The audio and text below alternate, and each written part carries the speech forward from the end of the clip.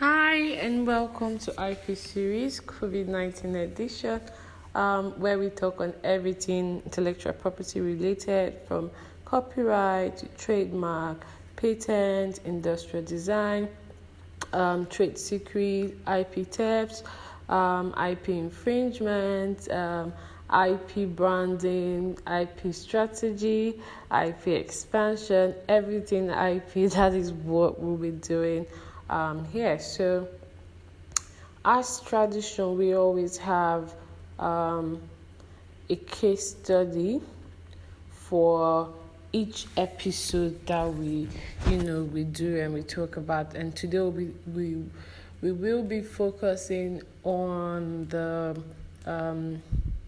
3D fashion virtual fashion show that took place in May. I mean it's a long time coming, and I've been wanting to do this podcast for a long while.